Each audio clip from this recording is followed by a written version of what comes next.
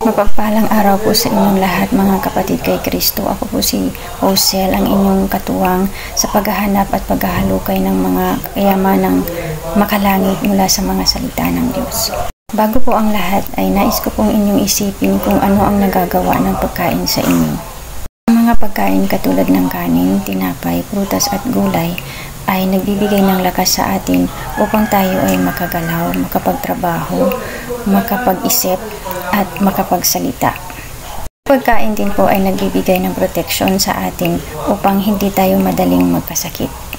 Mga pagkain kagaya ng kanin, tinapay at iba pa ay para po sa ating pisikal na pangangatawan. Ngunit ako po bilang isang Kristiyano ay naniniwala na hindi lamang tayo nilalang ng Diyos na pisikal lamang. Sapagkat po sa Genesis 2:7, at nilalang ng Panginoong Diyos ang tao sa alabok ng lupa at hiningahan ang kanyang mga butas ng ilong ng hininga ng buhay. At ang tao ay naging kaluluwang may buhay. Una po ay pinorma ng Diyos ang pisikal na katawan ng tao at sumunod o kaya pangalawa ay kanya itong hiningahan upang magkaroon ng buhay ang kanyang kaluluwa. Ang kaluluwa po ay ang magkasamang pag-iisip at pakiramdam o emosyon. Kung ang ating pisikal na pangangatawan ay nangangailangan ng pagkain katulad ng tinapay at iba pa para patuloy na buhay, ang ating kaluluwa ay nangangailangan din ng pagkain para ito'y manatiling buhay at malakas. Kaya nga po sinabi ni Jesus sa Mateo 4:4, nasusulat, ang tao'y hindi lamang sa tinapay nabubuhay, kundi sa bawat salitang nagmumula sa bibig ng Diyos. Ang pagkain po ng kaluluwa ay ang mga salita ng Diyos.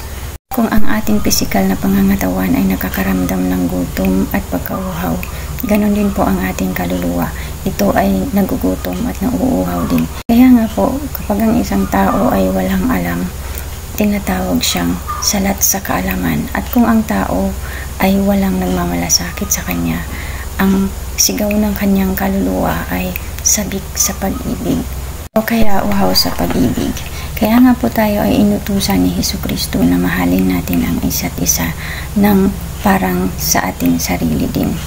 Dahil po ang mga salita ng Diyos kasama ng pag-ibig mula sa Diyos at sa ibang tao ay nakapagpapabusog ng kaluluwa. Ang mga salita ng Diyos ay nagbibigay sa atin ng lakas at pag-asa upang kayanan natin ang mga pagsubok na dumarating sa ating buhay.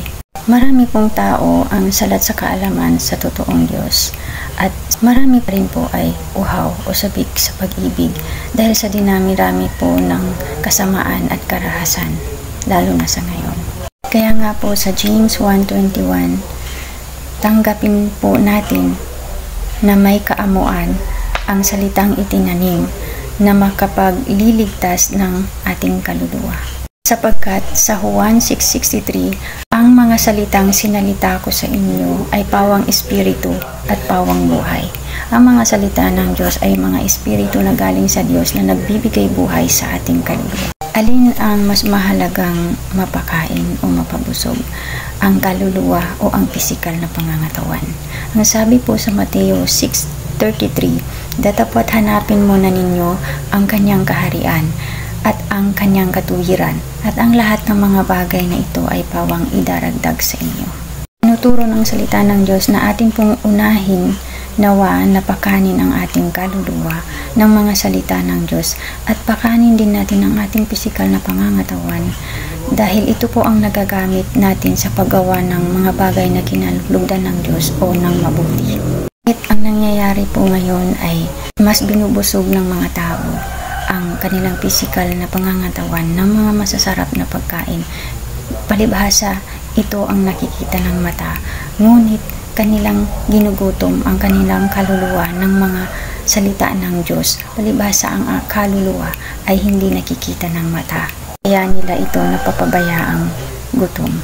Salita ng Diyos po ay nagbibigay ng lakas sa atin, lalo na sa mga pagsubok na dumarating upang hindi natin kailangan na gumawa ng masama para lang makayanan ang mga ito at nang hindi natin mawala ang ating kaligtasan at magkaroon tayo ng pag-asa sa buhay na walang hanggan. Dahil kung ang ating minimithi ay ang buhay na walang hanggan, hindi ba't nararapat lamang na tayo ay kumain ng mga bagay na pangwalang hanggang buhay din?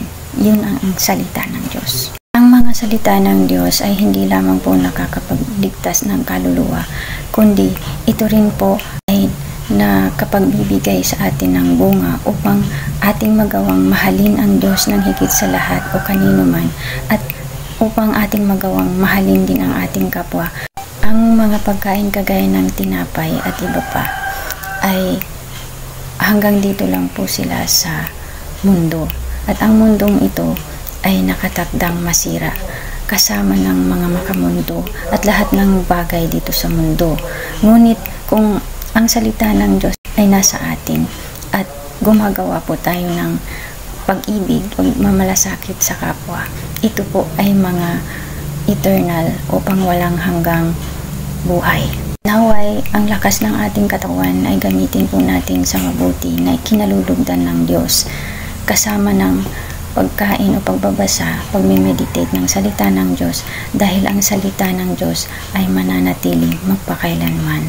At kung ang ating ginagawa ay mabuti, kasama ng pagkain o pagbabasa, pagme-meditate ng salita ng Diyos, tayo din ay mananatili